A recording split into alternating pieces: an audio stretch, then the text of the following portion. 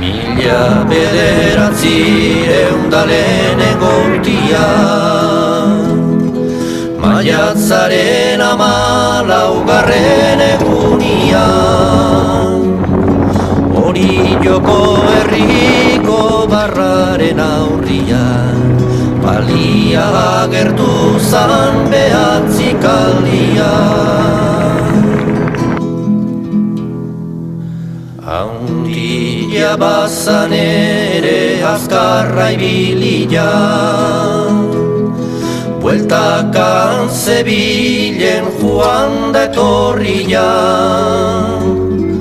ondarra harrotuaz murgiligarila, zorriak zeuzkan eta haiek botanaia.